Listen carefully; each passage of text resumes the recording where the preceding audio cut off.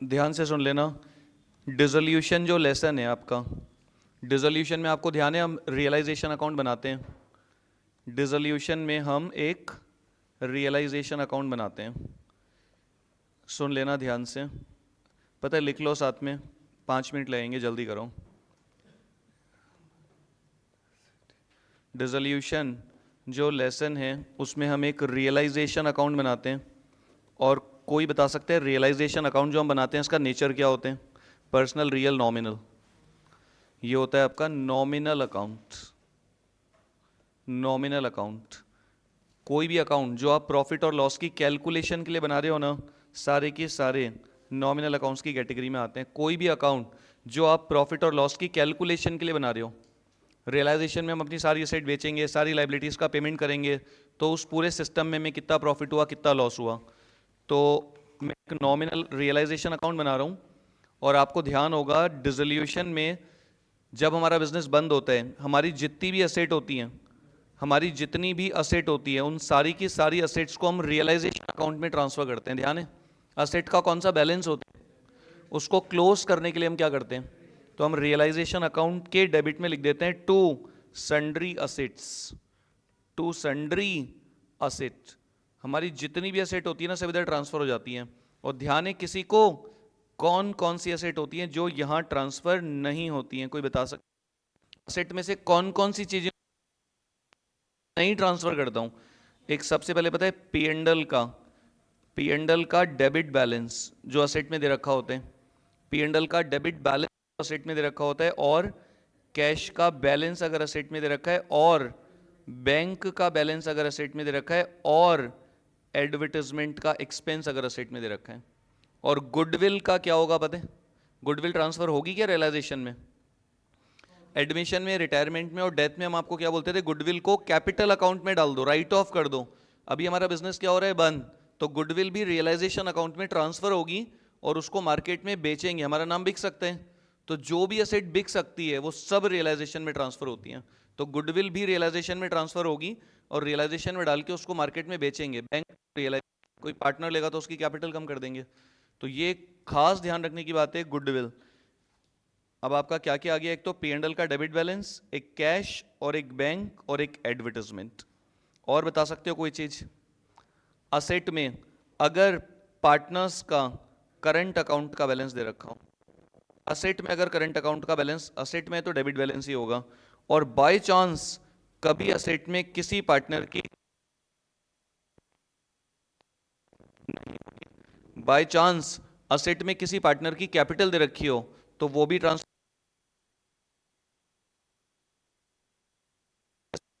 का लोन दे रखा हो तो उसको भी रियलाइजेशन में ट्रांसफर मत करो। असेट में लोन दे रखा है मतलब हमें उस पार्टनर से पैसा लेना है, तो मैं चाहूं तो उसकी कैपिटल से काट लूं और चाहूं तो मैं उससे पैसा ले लूं सीधा। रियलाइजेशन में डालने का मतलब नहीं है उसको। पी एंड एल का debit balance, current account, partners का कैपिटल अकाउंट और पार्टनर का लोन अगर असेट में दे रखा है तो। अब सोचो जितनी भी चीज़ें हैं जो मैंने आपको बोला है रियलाइजेशन में ट्रांसफर नहीं होंगी, इनमें से पता है कौन कौन सी चीज़ है जो सब कैपिटल में चली जाएगी? सोचो, कैपिटल के बैलेंसेस, करंट अकाउंट का बैलेंसेस, पी एंड एल का डेबिट बैलेंस और एडवर्टाइजमेंट, ये सब तो कैपिटल अकाउंट में ट्रांसफर हो जाएंगे। और पार्टनर का जो लोन होता है ना, अगर असेट में पार्टनर का लोन दे रखा है तो मतलब मुझे उससे पैसा लेना है, तो वो भी मैं उसकी कैपिटल में से सब्ट्रैक्ट कर सकता हूँ। Capital account debit to loan, capital account के डेबिट में लिख दूँ, और या फिर उससे पैसे ले लूँ बैंक टू लोन, सीधा बैंक में दिखा दूँ। चाहूँ तो कैपिटल में से सब्ट्रैक्ट कर सकता हूँ मैं। और अगर मैं बात करूँ आपसे कैश और बैंक, तो इन दोनों को कहाँ दिखाओगे आप? आप एक बैंक अकाउंट बनाओगे, बैंक में उसका बैलेंस आ जाएगा, टू बैलेंस ब्रॉट डाउन, और जो पैसा पड़ा है आपके पास कैश वो बैंक में जमा करवा देते हैं। आपके पास जो बैंक का बैलेंस है वो तो बैंक में दिखा दोगे, टू बैलेंस ब्रॉट डाउन, और आपका जो कैश है वो बैंक में जमा करा देते हैं, bank account debit to cash. तो बैंक में पहले क्या लिखोगे? टू बैलेंस ब्रॉट डाउन, और पैसा भी सारा उसमें जमा करा दो बैंक अकाउंट के डेबिट में टू कैश, और सारा काम आप अपना बैंक अकाउंट से कर लो। और अगर बैंक है ही नहीं तो आप खाली कैश अकाउंट बना लो, और कैश में कैश का बैलेंस दिखा के सारा काम कैश में कर लो आप, सारा पैसा लेना देना सब कैश में।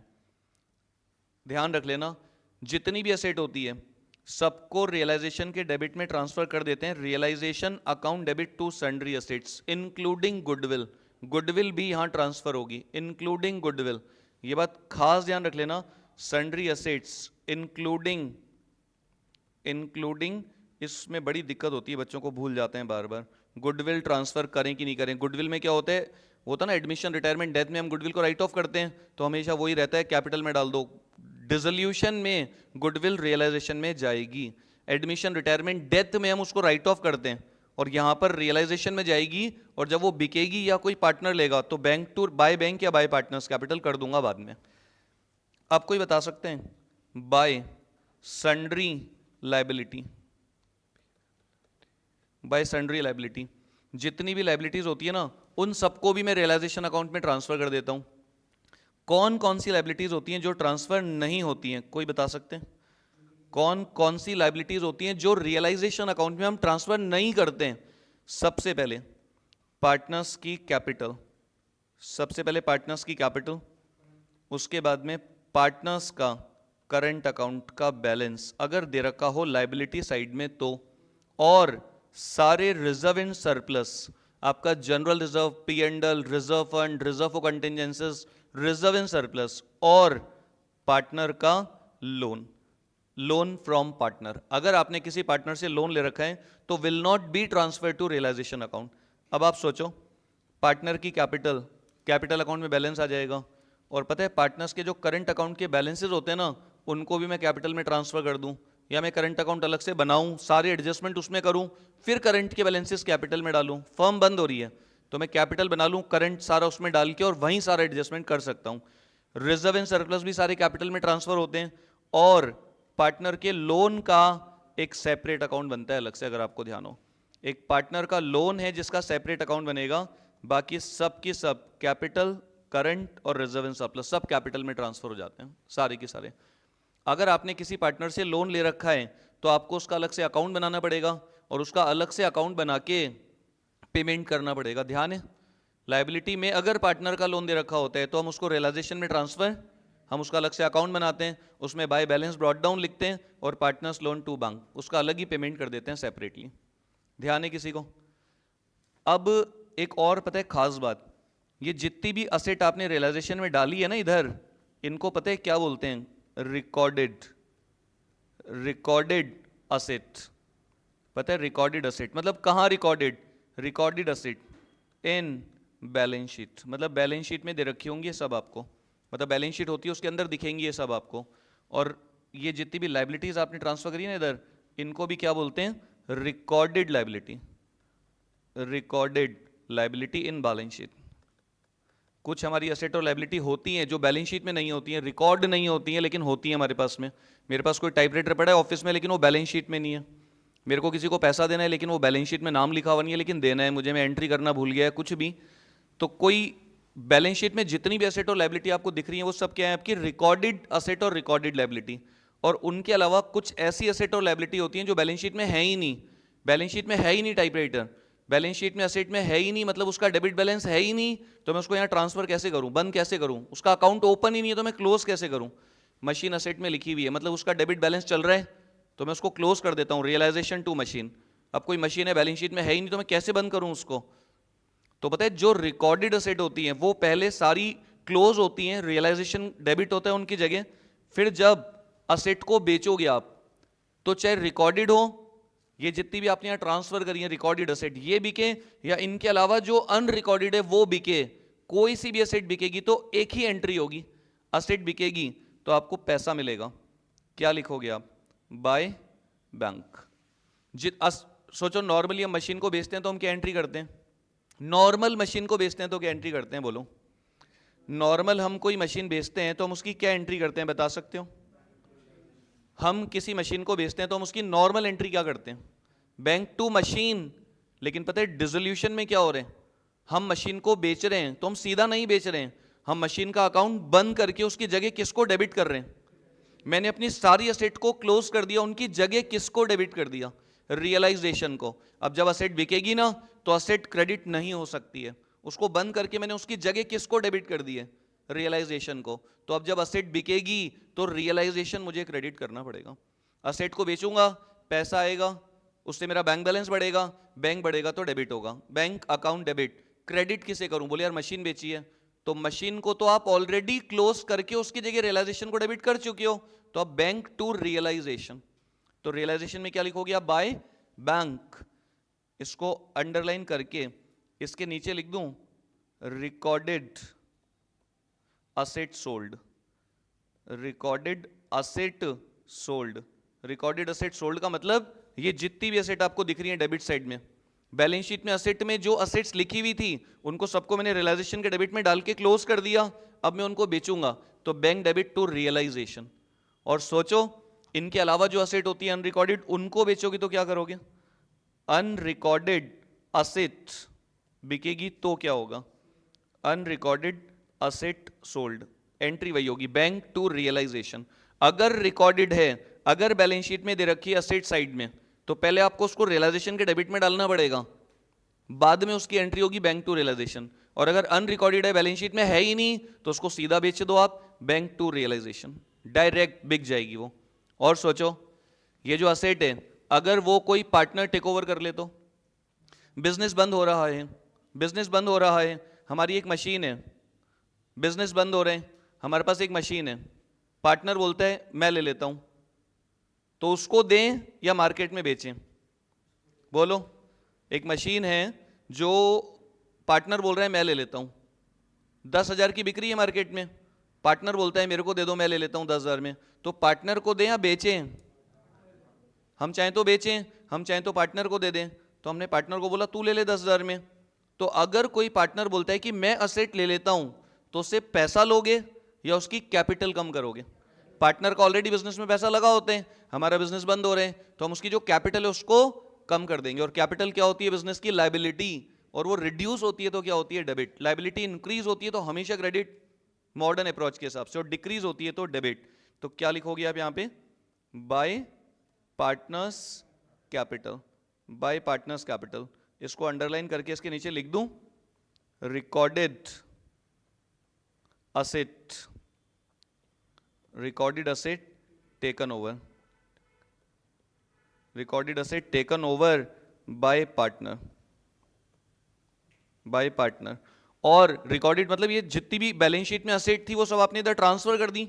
अब अगर कोई पार्टनर ले रहा है तो उसकी कैपिटल कम कर दो, partners capital account debit to credit किसे करूं? बोले वो जो असेट ले रहा है, बोले उसका तो अकाउंट बंद करके आप पहले रियलाइजेशन को डेबिट कर चुके हो, तो partners capital account debit to realisation. और सोचो अगर कोई अनरिकॉर्डेड असेट हो तो उसको आप यहां ट्रांसफर नहीं कर सकते रियलाइजेशन के डेबिट में, अनरिकॉर्डेड होगी तो भी सेम एंट्री होगी। लिख देता हूं unrecorded asset taken over by partner, taken over by partner. Asset recorded हो या अनरिकॉर्डेड कोई फर्क नहीं पड़ता, असेट रिकॉर्डेड हो या अनरिकॉर्डेड कोई फर्क नहीं पड़ता, रिकॉर्डेड असेट हो या अनरिकॉर्डेड असेट हो कोई फर्क नहीं पड़ता। अगर बेचोगे तो सेम एंट्री, पार्टनर लेगा तो same entry, bank to realisation, बेचोगे तो partners capital account debit to realisation. उसके बाद ये जितनी भी लायबिलिटीज है इनका सेटलमेंट करोगे तो क्या एंट्री करोगे? कोई बता सकते हैं? जितनी भी लायबिलिटीज उनको कहां डाल दिया आपने? रियलाइजेशन के क्रेडिट में। जितनी भी रिकॉर्डेड लायबिलिटी थी, लायबिलिटी का कौन सा बैलेंस होता है? क्रेडिट। उसको क्लोज करके आपने उसकी जगह किसको क्रेडिट कर दिया? रियलाइजेशन को। अब जब आप लायबिलिटी का पेमेंट करोगे तो आप क्या करोगे? लायबिलिटी का कौन सा बैलेंस होता है? क्रेडिट। आपने उसको नॉर्मली हम क्या करते हैं? Creditor account debit to bank, लेकिन अभी आपने क्या किया? Creditor to realization. अब आप पेमेंट करोगे तो क्रेडिटर को आप डेबिट कर ही नहीं सकते, क्योंकि आप उसको क्लोज करके उसकी जगह रियलाइजेशन को ऑलरेडी क्रेडिट कर चुके हो। तो realisation account debit to bank. जितनी भी लायबिलिटी होती है रिकॉर्डेड बैलेंस शीट में, उन सबको रियलाइजेशन के क्रेडिट में डाल देते हैं, और जब वो सेटल होती हैं तो realization debit to bank. Recorded liability, recorded liability paid, या फिर unrecorded liability, unrecorded liability paid. कोई भी लायबिलिटी हो, रिकॉर्डेड अगर बैलेंस शीट के अंदर है तो पहले आपको रियलाइजेशन के क्रेडिट में डाल के उसको क्लोज करना पड़ेगा, और अनरिकॉर्डेड है तो क्लोज करने की तो बात ही खत्म, पेमेंट होगा सीधा। किसी भी लायबिलिटी का पेमेंट करना है तो एक ही एंट्री होगी, realization debit to bank. Recorded है तो रियलाइजेशन के क्रेडिट में डाल दो, बाद में पेमेंट। अनरिकॉर्डेड है तो direct payment, realization to bank. अब पता है, ध्यान से सुनना, आपका अगर लायबिलिटी कोई पार्टनर टेक ओवर कर ले तो क्या करोगे, बता सकते हो? अगर आपकी कोई लायबिलिटी कोई पार्टनर टेक ओवर कर ले, पार्टनर बोलता है बैंक लोन का पेमेंट मैं कर दूंगा, अगर कोई पार्टनर बिजनेस की असेट लेता है तो हम उसकी कैपिटल का बैलेंस, और अगर कोई पार्टनर बिजनेस की लायबिलिटी टेक ओवर कर ले तो हम उसकी कैपिटल का बैलेंस बढ़ाएंगे, और कैपिटल बढ़ती है तो हमेशा क्रेडिट होती है, तो realisation account debit to partners capital, realisation account debit to partners capital, recorded liability taken over by partner, recorded liability taken over by partner, या फिर unrecorded liability taken over by partner, unrecorded liability taken over by partner. इतनी सी कहानी चलती है इस lesson में, सोचो, recorded liability, unrecorded, recorded, unrecorded, कोई फर्क नहीं पड़ता, एक ही एंट्री हो रही है।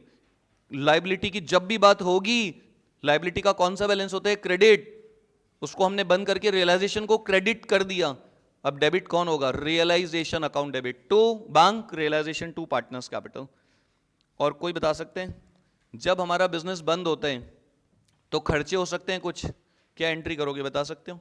रियलाइजेशन का खर्चा 10,000, रियलाइजेशन का खर्चा हो गया 10,000, realisation expense paid by the firm 10,000, तो क्या करोगे, realisation account debit to bank. खर्चे का आपको कोई अलग से अकाउंट नहीं खोलना है, इधर ही आप लिख दो रियलाइजेशन टू बैंक ब्रैकेट में एक्सपेंसेस, खर्चे का कोई अलग से अकाउंट मत खोलो, बिजनेस बंद हो रहा है तो खर्चे की जगह सीधा रियलाइजेशन अकाउंट डेबिट।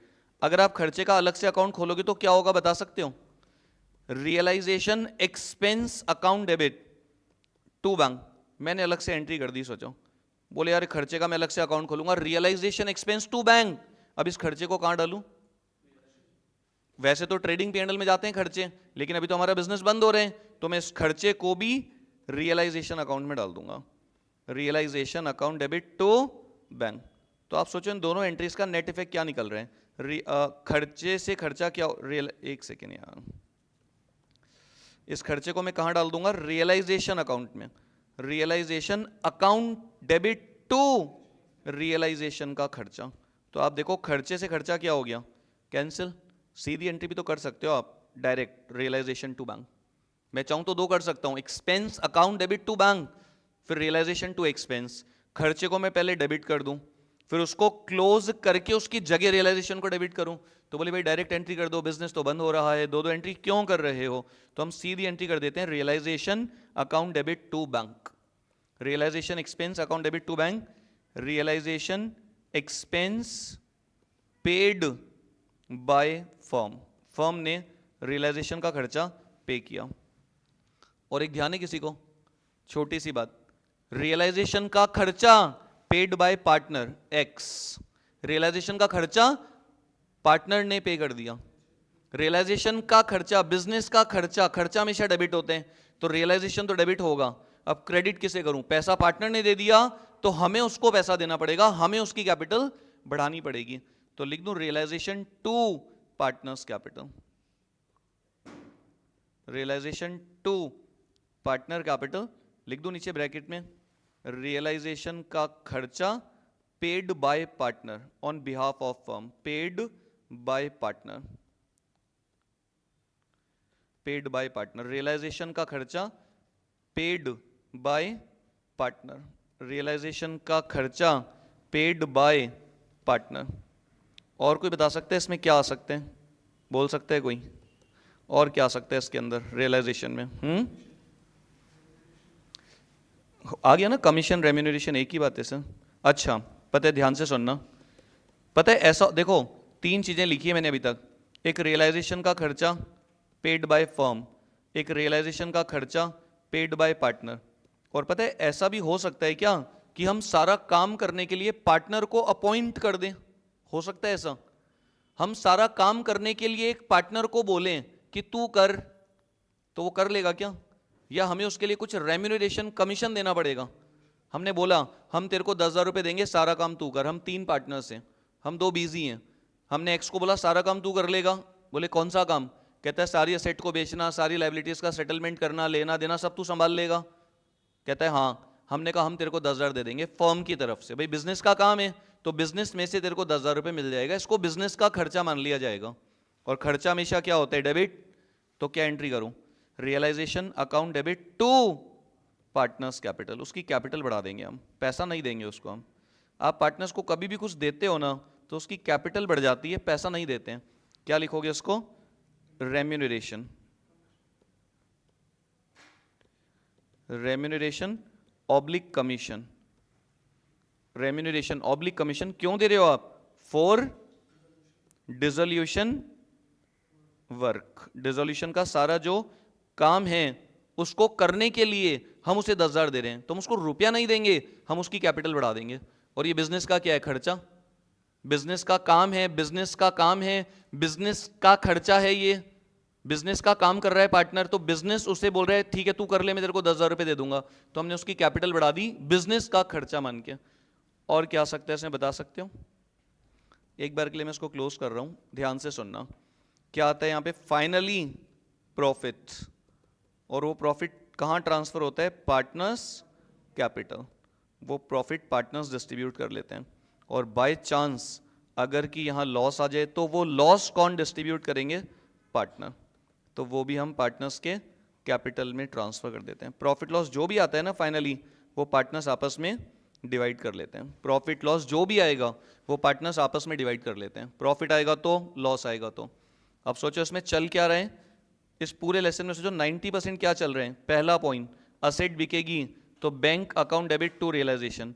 असेट अगर किसी पार्टनर ने ले ली तो पार्टनर्स कैपिटल अकाउंट डेबिट, ये क्रेडिट साइड है रियलाइजेशन का, तो bank to realisation, partner to realisation. और लाइबिलिटीज का सेटलमेंट करोगे तो रियलाइजेशन, ये डेबिट साइड है रियलाइजेशन का, रियलाइजेशन डेबिट टू बैंक। और अगर किसी पार्टनर ने टेक ओवर कर ली कोई लाइबिलिटी तो realisation account debit to partners capital. खर्चे की जब भी बात होगी, खर्चा हमेशा डेबिट होते हैं, तो रियलाइजेशन डेबिट। फर्म ने पे किया तो बैंक बैलेंस कम होगा, पार्टनर ने पे कर दिया फर्म का खर्चा तो हमें उसको पैसा देना पड़ेगा। और हमने एक्स को अपॉइंट किया सारा काम करने के लिए, तो रियलाइजेशन टू एक्स कैपिटल, उसकी कैपिटल बढ़ानी पड़ेगी। और प्रॉफिट होगा तो किसको दोगे आप?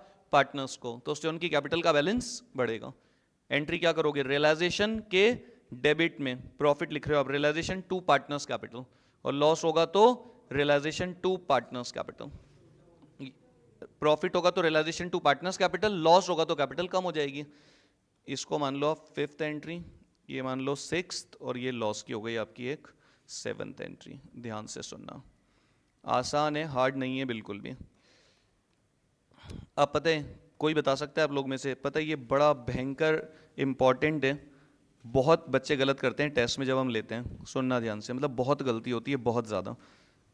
ध्यान से सुनना इधर। ये पता है आपका कौन सा अकाउंट है? Realisation account. ध्यान से सुनना, रियलाइजेशन अकाउंट। पता है, सुन लेना ध्यान से, सबसे ज़्यादा होने वाली मिस्टेक्स हैं ये। डेटर्स आपको पता है रियलाइजेशन के डेबिट में ट्रांसफ़र होते हैं, सबको पता होगा शायद। डेटर्स कितने? 10,000। और यहाँ पर ट्रांसफ़र होते हैं इन्वेस्टमेंट्स अगर असेट में हो तो। और यहाँ पर ट्रांसफ़र होती है हमारी फिक्स असेट, मशीन वगैरह अगर हो असेट में तो। ध्यान है। और आपको पता है हम बार बार आपको बोलते हैं डेटर्स के लिए अगर आपने कोई प्रोविज़न बना रखा हो तो, अगर डेटर्स के अगेंस्ट आपने कोई प्रोविज़न बना रखा है तो by provision for doubtful debts, suppose 2,000 का अज्यूम। और इन्वेस्टमेंट के लिए अगर आपने कोई इन्वेस्टमेंट फ्लक्चुएशन फंड बना रखा है या इन्वेस्टमेंट फ्लक्चुएशन रिजर्व बना रखा है, उसको भी इधर डाल दो। और फिक्स असेट के लिए क्या होता है पता है? Provision for depreciation. हो सकते हैं आपने डेप्रिसिएशन के लिए प्रोविज़न बना रखा हो। तो हम आपको बार बार बोलते हैं कि किसी भी असेट के लिए, किसी भी असेट के अगेंस्ट अगर कोई प्रोविज़न या फंड बना हुआ है तो उसको रियलाइजेशन में डाल के छोड़ देना। आगे नो ट्रीटमेंट, इसका कुछ नहीं होता आगे। कहीं आप इसका पेमेंट कर दो, नो ट्रीटमेंट, कुछ नहीं होगा। और ये जितनी भी एसेट है ना, इनका नॉर्मल ट्रीटमेंट। अगर ये बिकेंगी तो क्या लिखोगे? By bank. और पार्टनर लेगा तो क्या लिखोगे? Bye partners capital, bye partners capital.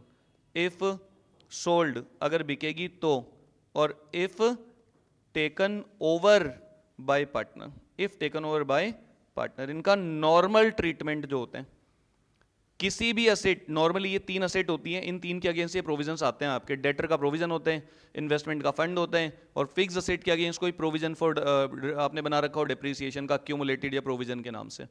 तो असेट को डाल दो रियलाइजेशन के डेबिट में, इनको उधर डाल के छोड़ दो, इनका आगे कुछ नहीं होगा। और इसमें एक बड़ा भयंकर नाटक होता है। सोचो कभी कभी ऐसा होता है, सोचो असेट ही नहीं है, सोचो कभी अगर ऐसा हो जाए तो आप क्या करोगे। ये आपको बैलेंस शीट दे रखी है, नॉर्मली ऐसा होता नहीं है, हो जाए कभी तो लाइबिलिटीज में दे रखा है इन्वेस्टमेंट फ्लक्चुएशन फंड, और लाइबिलिटीज में दे रखा है प्रोविजन फॉर डाउटफुल डेट्स, और there is no asset, there is no investment in asset side, there is no debtors in asset. आप बना के बैठे हो, ये है ही नहीं असेट में, चीजें ही नहीं है, तो क्या करूं इनका? तो इनका क्या करूं बता सकते हो? मतलब डेटर ही नहीं है, आपने प्रोविजन बना रखा है, इन्वेस्टमेंट ही नहीं है, आपने फंड बना रखे हैं। हो सकता है इन्वेस्टमेंट हो, उनको बेच दिया हो, तो इन्वेस्टमेंट तो बिक गए, इसका अभी तक कुछ नहीं किया। हो सकता है डेटर हो, उनसे पैसा वैसा आ गया, प्रोविजन बना रखा था, उस प्रोविजन का अभी तक कुछ नहीं किया। डेटर के लिए प्रोविजन बनाया था, डूबेगा तो एडजस्ट करूंगा, डेटर से पूरा पैसा मिल गया और ये प्रोविजन अभी तक पड़ा हुआ है, अब हमारा बिजनेस बंद हो रहा है, तो इनका क्या करूं बता सकते हो?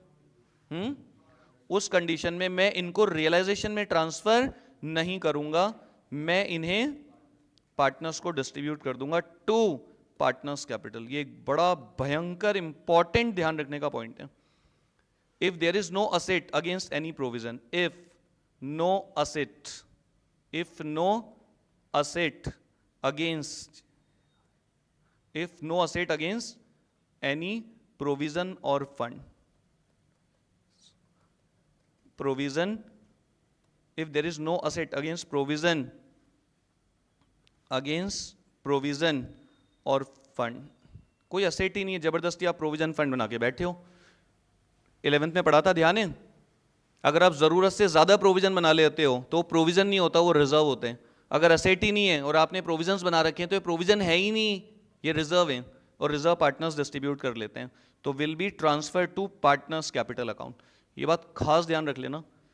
और अगर बैलेंस शीट में एसेट हैं और लायबिलिटी में फंड्स हैं तो फिर दोनों रियलाइजेशन में ट्रांसफर हो जाते हैं, और रियलाइजेशन में डाल के इनको छोड़ दिया जाता है, आगे इनका कुछ नहीं होता है। कहीं इनका पेमेंट कर दो आप, ये कोई लायबिलिटी नहीं है आपकी, ये कोई पर्सनल अकाउंट थोड़ी नहीं कि आपको पैसा देना है किसी को कि आप इसका पेमेंट कर दोगे, इनको यहां पर डाल के छोड़ दिया जाता है।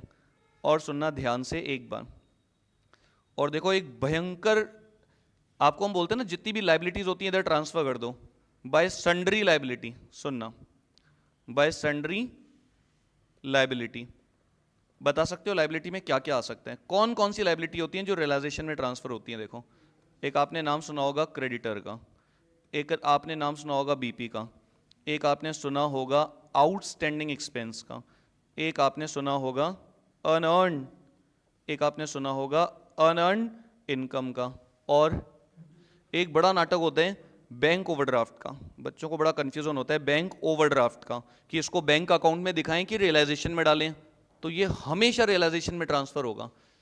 ये हमारी, ये एक तरीके से लोन है, आउटसाइड लायबिलिटी है, तो इसको रियलाइजेशन में डाल के आप पे करो। ये इंपॉर्टेंट है, बहुत ही ज्यादा ध्यान रखना। बैंक ओवरड्राफ्ट भूल जाते हैं बच्चे इसको। और बता सकते हो लायबिलिटी में क्या क्या आ सकते हैं? सुनना, लोन आ सकता है, loan from relative of partner, loan from relative of partner. आपको जाने पार्टनर का लोन तो यहां ट्रांसफर नहीं होते, अभी पार्टनर की वाइफ से, फादर से, ब्रदर से लोन ले रखा है, वो सब आउटसाइडर है हमारे लिए, सब इधर जाएगा। Creditor, BP, outstanding, unearned, bank overdraft, loan from relative of partner. और बता सकते हो कोई लोन? और कोई चीज जो इधर ट्रांसफर होती है? Employees provident fund, provident fund, इसमें बड़ा तकलीफ होता है बच्चों को। प्रोविडेंट फंड एक होता है employees saving fund, employees saving fund या employees saving account, employees saving account के नाम से आ जाए, एम्प्लॉइज सेविंग फंड के नाम से आ जाए, एम्प्लॉइज प्रोविडेंट फंड के नाम से आ जाए। एम्प्लॉइज प्रोविडेंट फंड, पता है ये जितनी भी चीजें मैंने यहां लिखी है ना, क्रेडिटर का मतलब किसी को मुझे पैसे देने, बीपी का मतलब किसी को मुझे पैसे देने, आउटस्टैंडिंग मतलब किसी को पैसा देना है, अनअर्न्ड इनकम किसी ने मुझे एडवांस दिया, बैंक ओडी बैंक को पैसा देना है, लोन किसी से ले रखा है, प्रोविडेंट फंड मतलब एम्प्लॉइज का पैसा, ये सब पर्सन है, खड़े होकर देख रहे हैं, लाइबिलिटी में लिखे हुए इनके नाम, मुझे इनको पैसा देना है, अभी मेरा बिजनेस क्या हो रहे हैं, बंद, तो मुझे इन सब का पेमेंट करना पड़ेगा। ये जितनी भी लाइबिलिटीज है ना, इन सब का टू बैंक, इन सब का मुझे पेमेंट करना पड़ेगा। All liabilities will be settled, अगर इनके लिए कुछ लिखा हुआ नहीं है तो भी इनका पेमेंट करना पड़ेगा। If there is no information, इनमें से किसी भी लाइबिलिटी के लिए कुछ भी लिखा हुआ नहीं है, क्या करें हम, तो पेमेंट करना पड़ेगा। All liabilities will be paid, all, ये सामने जितनी भी लिखी है इनके लिए लिख रहा हूं, all liabilities will be paid, will be paid in the absence, in the absence of any information,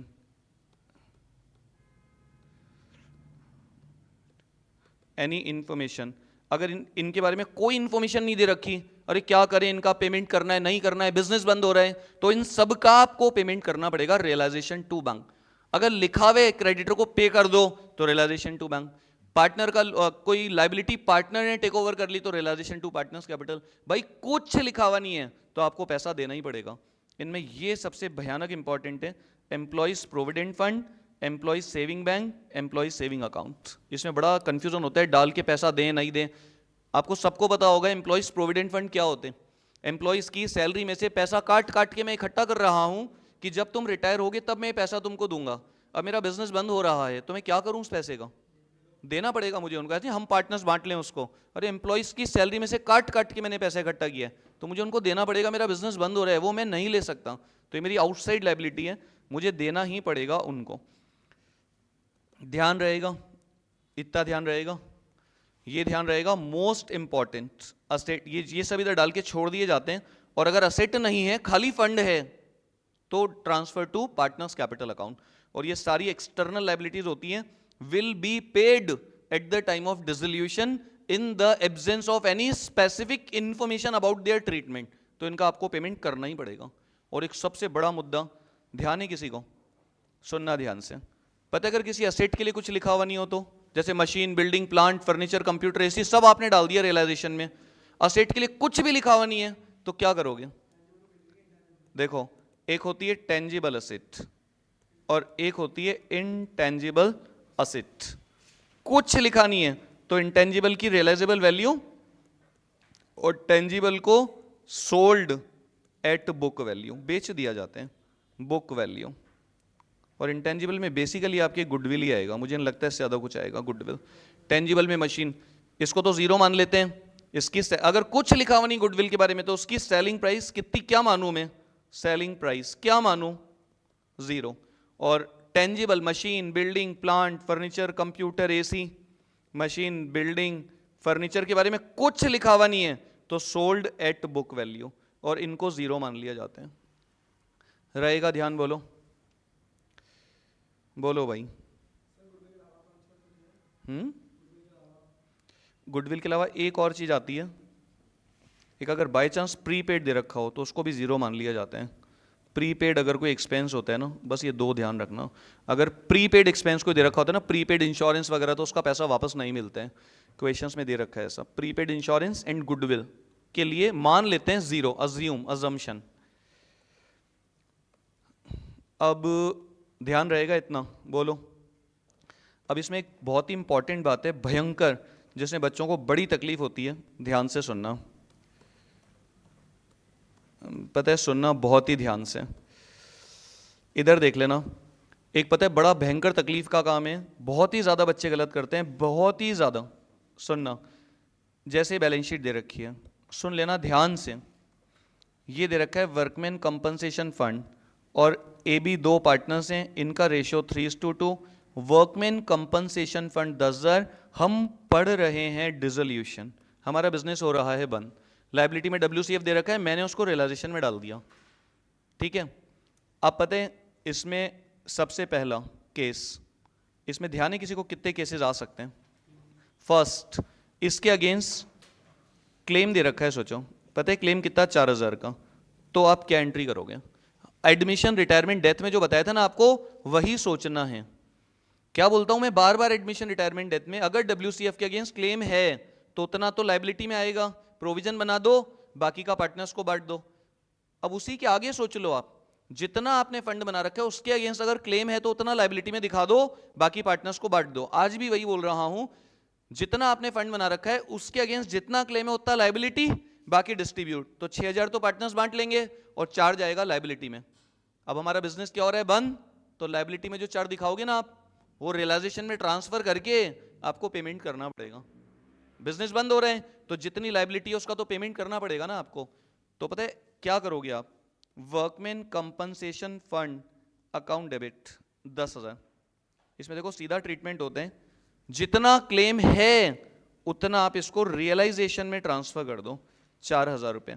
जितनी लाइबिलिटी है उतना रियलाइजेशन की क्रेडिट में डाल दो, और बाकी का टू पार्टनर्स कैपिटल 6,000 पार्टनर्स के अकाउंट में डाल दो। और पता है जितनी लाइबिलिटी है उतना आप रियलाइजेशन में डालोगे ना, और डालने के बाद आपको पेमेंट भी करना पड़ेगा उसका। रियलाइजेशन अकाउंट डेबिट और to bank, realisation to bank कितना? 4,000। Realisation to bank 4,000। अब देखो अगर मैं बोलूं रियलाइजेशन से रियलाइजेशन कट गया, WCF to bank to partners capital, 10 में से 4 पे कर दिया, 6 पार्टनर्स को दे दिया। लेकिन डायरेक्ट पेमेंट नहीं होते, पहले आप रियलाइजेशन में डालो फिर उसका पेमेंट करो। ये बात ध्यान रखना, ये बहुत ही तकलीफ होती है बच्चों को इस पॉइंट में। और सेकंड पॉइंट देखो आप, ये क्लेम है आपका 4,000 का, सोचो अगर नो क्लेम हो तो, अरे भाई बिजनेस बंद हो रहा है, हमारे WCF के अगेंस्ट कोई क्लेम नहीं है, तो क्या करोगे? अरे पार्टनर्स को बांट दो, पूरा की पूरा टू पार्टनर्स कैपिटल, कितना?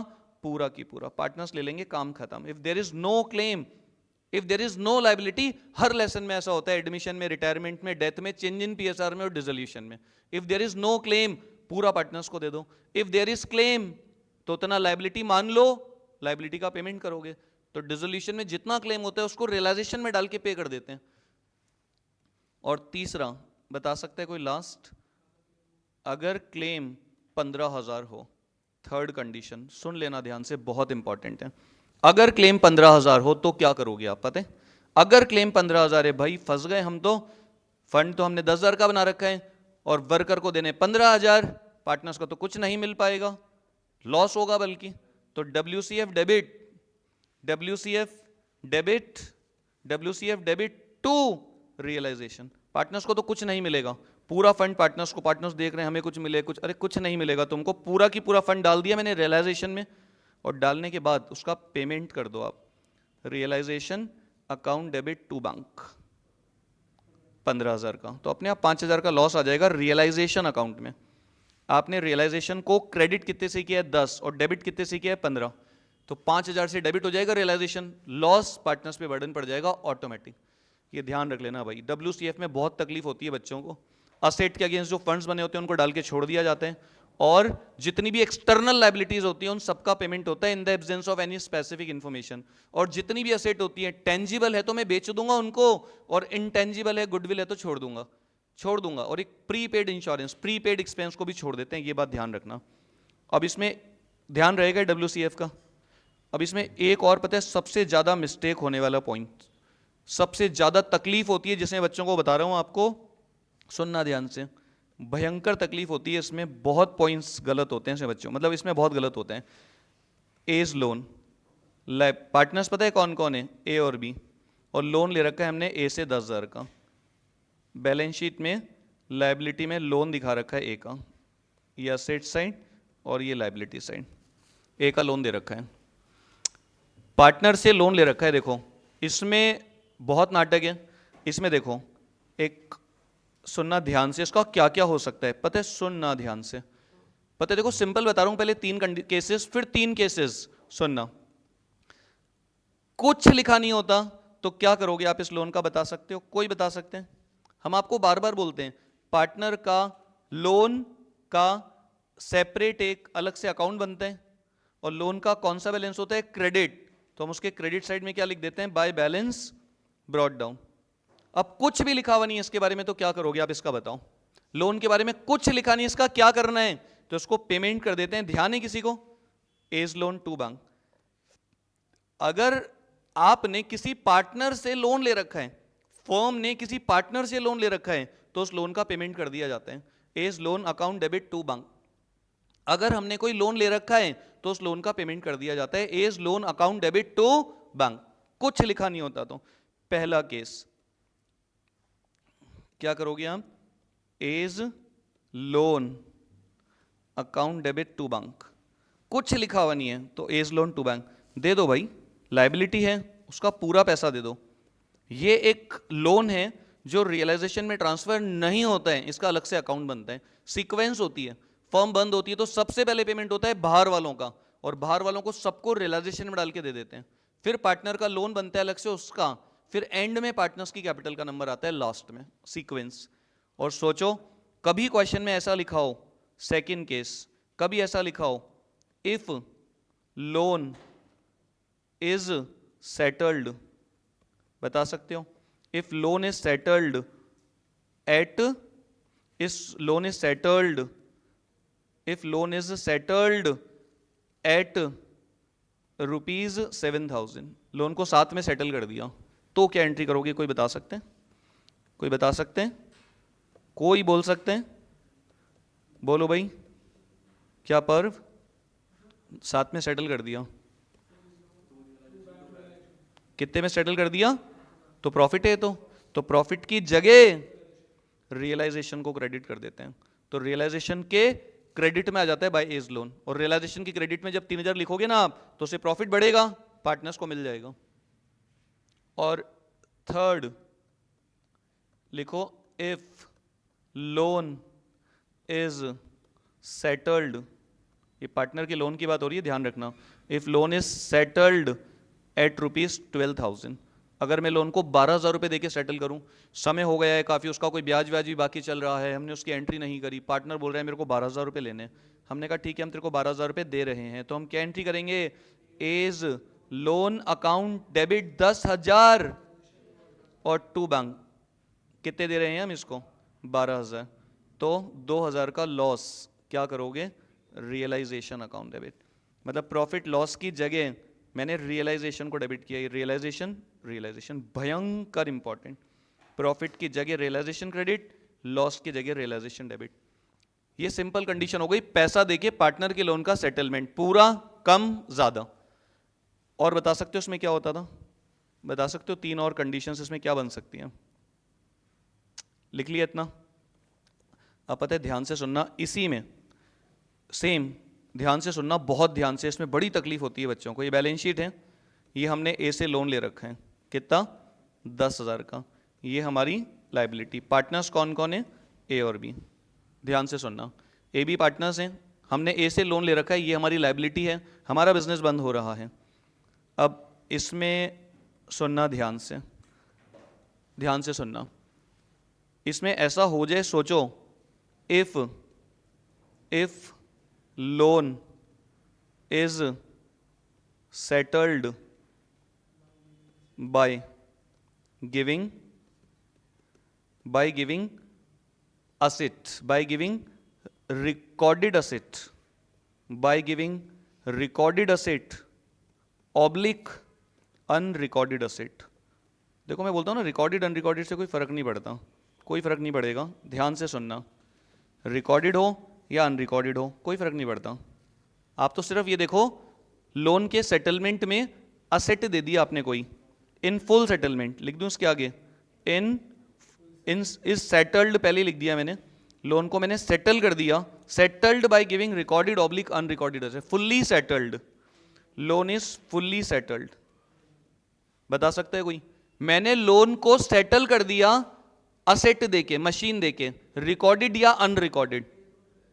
अब सोचो आप, ये ए का लोन अकाउंट है, सुनना ध्यान से, ये ए का लोन अकाउंट है, आपने इसमें बैलेंस कितना दिखा रखा है? 10,000 का, और ये आपका रियलाइजेशन अकाउंट है, मशीन आपने इधर डाल रखी है, मशीन कितने की? सपोज 15,000 की। सुनना ध्यान से, बहुत ध्यान से, ये आपका रियलाइजेशन अकाउंट है, मशीन तो आपने उसमें डाल दी, लोन का आपने अलग से अकाउंट बना दिया। अब पार्टनर बोल रहा है मुझे ये मशीन दे दो मेरे लोन के सेटलमेंट में, हमने कहा ले ले, दे दी उसको, खत्म। तो अब ये मशीन गई, अब इसको आप बेच नहीं पाओगे, कोई पार्टनर नहीं ले पाएगा, तो इसका कुछ नहीं होगा और इस लोन का आपको कुछ नहीं करना। असेट दे दी ना इसको, तो बोले यार कुछ मत करो, खत्म। लेकिन आपने इसका अलग से अकाउंट खोल रखा है लोन का, कौन सा बैलेंस चल रहा है? क्रेडिट। तो आपको इसको क्लोज करके रियलाइजेशन अकाउंट में डालना पड़ेगा। तो रियलाइजेशन में आएगा यहां बाय एज लोन। और सोचो जब आप यहां का ए का लोन दिखाओगे ना, अब काम हो जाएगा पूरा। लोन कितना था? सॉरी 10,000 का लोन कितना था? 10। असेट कितने की? असेट को कहां डाल रखा है? रियलाइजेशन के डेबिट में, तो लोन को भी इधर ही डाल दो। अब दोनों आपस में सेटल हो गए। कितना लॉस हुआ? 5,000 का। 15,000 की असेट दे रहा हूं बुक में जो है मेरी, 10,000 की लाइबिलिटी को सेटल करने के लिए, तो मुझे 5 का लॉस हो रहा है, ऑटोमेटिक लॉस आ जाएगा। 15 इधर 10 इधर, तो 5,000 ऑटोमेटिक रियलाइजेशन का डेबिट ज्यादा हो जाएगा। अगर आपने पार्टनर के लोन के सेटलमेंट में फुल कोई असेट दे दी, रिकॉर्डेड या अनरिकॉर्डेड, तो उस असेट को भूल जाओ और पार्टनर के लोन को भी भूल जाओ, कोई पेमेंट नहीं करना। लेकिन आपने लोन का अलग से अकाउंट बना रखा है, तो उसको बंद करके क्रेडिट किसे करूं? रियलाइजेशन में डालना पड़ेगा आपको पूरा की पूरा। तो क्या एंट्री करोगे बता सकते हो उसकी? एज लोन अकाउंट डेबिट और to realisation. A's loan account debit to realisation. ध्यान से सुनना, बहुत ध्यान से, बहुत इंपॉर्टेंट है। A's loan account debit to realisation. फिर मैं यहां पे लिख रहा हूं इफ एज लोन, सुनना ध्यान से, यहां पे मैं लिख रहा हूं, यहां पर मैं लिख रहा हूं if A agreed, if A agreed to take machine, to take machine, whether recorded unrecorded कोई फर्क नहीं पड़ता, to take machine, to take machine, A तैयार हो गया, to take machine at rupees 7,000, at rupees 7,000 in part settlement of loan, in part settlement, in part settlement of his loan, in part settlement of his loan. A बोल रहा है मैं machine लेने के लिए तैयार हूं 7,000 में, in settlement, in part settlement of my loan. वो कह रहा है मैं 7,000 में लेने के लिए तैयार हूं। हमने उससे लोन कितना ले रखा है? हमने उससे लोन कितना ले रखा है? 10,000 का। वो हमारी मशीन कितने में लेने के लिए तैयार है? 7,000 में। तो क्या 3,000 देने पड़ेंगे? तो पता है क्या एंट्री करोगे आप लोन की? लोन का आपने अलग से अकाउंट बना रखा है, तो आप क्या करोगे? A's loan account debit, A's loan account debit. भाई लोन कितने का है? 10,000 का। लाइबिलिटी खत्म करनी पड़ेगी। वो कह रहा है मैं 7 में लेने के लिए तैयार हूं, कह रहा है मेरे 3,000 रुपए तो दो। हमने कहा ले तेरे 3,000 रुपए टू बैंक। कितने रुपए? 3,000। और वो जितने में असेट लेने के लिए तैयार है ना, वो आपको रियलाइजेशन में डालना पड़ेगा, क्योंकि असेट आपने रियलाइजेशन के डेबिट में ट्रांसफर कर रखी है। तो ये 7 इधर आ जाएगा, 7,000। तो आपकी 15 की मशीन कितने में गई है? 7। तो 8,000 का लॉस आ जाएगा रियलाइजेशन में ऑटोमेटिक। और यहां पर अगर अपन बात करें तो आप क्या लिखोगे एज लोन में? टू बैंक 3,000 और टू रियलाइजेशन 7,000। मैंने एक का लोन सेटल कर दिया, मैंने कहा ये मशीन ले ले 7,000 में और ये पकड़ते रहे 3,000। तो 3,000 रुपया जो मैं दूंगा उससे मेरा bank balance loan to bank, बाकी का लोन टू रियलाइजेशन। और सोचो आखिरी condition, if A agreed, if A agreed to take machine, recorded unrecorded से कोई फर्क नहीं पड़ता, ये चांस की बात है। रिकॉर्ड मैंने कर दी है, अनरिकॉर्डेड होगी तो भी यही ट्रीटमेंट होगा। If A agreed to take machine at rupees 12,000, at rupees 12,000, at rupees 12,000, वो 12 में लेने के लिए तैयार है, तो in against loan, against loan, वो लोन है ना 10,000 का, कह रहे मशीन दे दो, मैं 12,000 में लेने के लिए तैयार हूं, तो हमें तो उसको 10,000 ही देने, तो क्या करूं? दे दूं मशीन 12 की? क्या करूं, कोई बता सकते हैं? हम उससे लेंगे कितने रुपए? 2,000। एक का लोन कितना है? एक का लोन कितना है? और टू रियलाइजेशन में जाएगा पूरा 12,000। हम उससे लेंगे 2,000 रुपए बैंक डेबिट, और ए का लोन बंद हो जाएगा और क्रेडिट पूरा रियलाइजेशन। रियलाइजेशन की क्रेडिट में यहाँ कितना दिखाओगे आप इस कंडीशन में? 12,000। तो देखो 15 की मशीन वो 12 में ले रहा है तो 3 ही का लॉस आएगा रियलाइजेशन में। 15,000 दिखा दिया मैंने। रहेगा ध्यान, ये भयंकर चीजें भयंकर इंपॉर्टेंट है, नहीं ध्यान रहती। पहले भी लिखवाया था सब कुछ आपको, ये पूरा की पूरा देख लो आप। अगर आप लोन को सिंपल सेटल, देखो 99% अगर मैं आपको बोलूं तो ये आता है लोन का सिंपल। पार्टनर का लोन क्या करोगे? Loan to bank. पार्टनर का लोन कम में सेटल कर दिया, लोन टू बैंक टू रिले। ज़्यादा में सेटल किया तो loan debit realisation debit to bank. और अगर ये कठिन पेपर आता है ना तो पहली कंडीशन लोन को सेटल कर दिया गया है एक असेट देके खत्म, तो लोन टू रियलाइजेशन पूरा की पूरा। और अगर वो असेट कम में ले रहे हैं ना तो आपको पैसा देना पड़ेगा, loan to bank to realisation. और अगर वो ज्यादा में लेने के लिए तैयार हो रहे हैं तो आप उससे पैसा ले लो, बैंक लोन और टू रियलाइजेशन। रियलाइजेशन में बाय बैंक 2000 बस। रियलाइजेशन में बाय बैंक करके कितना दिखाओगे आप? रियलाइजेशन में बाय बैंक करके 2 और बाय एज लोन 10, दोनों आएंगे। लिखा है ना मैंने 12 इधर, ये दोनों चीजें आ जाएगी इधर। बाय बैंक और बाय एज लोन कितना लिखोगे? 2 और 10। 15 के अगेंस्ट 12 तो 3 का ऑटोमेटिक लॉस आ जाएगा, क्योंकि 15 की एसेट 12 में जा रही है तो 12 दिखा दिया मैंने। 2000 हमको मिल रहा है, 10 में वो ले रहा है, उसकी लोन खत्म कर दिया। अब पता है, ध्यान से सुनना, एक कोई बता सकते हैं? एक ध्यान है किसी को? पता ही आपकी, ये भी पता है बड़ा भयंकर इंपॉर्टेंट है, जबरदस्त। ये आपकी बैलेंस शीट है, ये आपकी मशीन है 10,000 की, सुनना ध्यान से बस लास्ट पॉइंट। और ये आपका क्रेडिटर है, पता है सुनना, बड़ा जबरदस्त पॉइंट है क्रेडिटर 7,000 का। ये क्रेडिटर है, ये मशीन है, ये इक्वेशन है आपका। तो पता है जब आप रियलाइजेशन अकाउंट बनाओगे तो मशीन को आप इधर ट्रांसफर करोगे, पता है आपको 10,000, और आप क्रेडिटर को इधर ट्रांसफर करोगे 7,000, रियलाइजेशन के क्रेडिट में और ये डेबिट में। अब पता है जो क्रेडिटर है ना वो बोल रहा है कि मुझे ये मशीन दे दो इन फुल सेटलमेंट, तो क्या एंट्री करोगे बता सकते हो? फर्स्ट क्या करोगे? Machine given to creditor in full settlement, तो क्या करोगे आप? कुछ नहीं, बोलो। इन फुल सेटलमेंट तो क्या एंट्री करूंगा मैं? No entry. आपने क्रेडिटर को रियलाइजेशन में डाल रखा है, मशीन को भी आपने रियलाइजेशन में डाल रखा है, ऑटोमेटिक 3,000 का लॉस आ जाएगा। आप रियलाइजेशन बंद करोगे ना, अपने आप बाय लॉस 3,000। बोले यार वो 10 की मशीन 7,000 वाले को दे, जिसको 7 देने थे उसको 10 की मशीन दे रहे हो आप 10,000 की एसेट दे रहे हो जिसको 7,000 देने थे, तो नुकसान है सीधा 3,000 का। तो दिखा दिया मैंने रियलाइजेशन में, और कुछ करा ही नहीं मैंने, ऑटोमेटिक लॉस आ जाएगा। कुछ नहीं करना है, मशीन दे दी क्रेडिटर को तो क्रेडिटर को देखो भी मत, मशीन गई उसको भी मत देखो, खत्म दोनों का काम। और सोचो सेकंड पॉइंट, अगर ऐसा हो machine given to creditor at rupees 5,000, creditor बोल रहे भाई मैं मशीन लूंगा 5,000 में, हमने बोला भाई हमारी मशीन ले ले, पैसा नहीं हमारे पास। कहता है मैं 5,000 में लूंगा, हमने कहा तू 5,000 में ले ले यार, हमने कहा तू 5,000 में ले ले, तो क्या हमें बाकी पैसा देना पड़ेगा? या 6,000 में दे दी उसको, 6,000 में। हमें क्रेडिटर को कितने रुपए देने, कोई बता सकते हैं? हमें क्रेडिटर को कितना देना है? वो मशीन बोल रहा है मैं ले लेता हूं 6 में, तो क्या हमें 1,000 देना पड़ेगा? तो देखो मशीन को भूल जाओ, वो गई।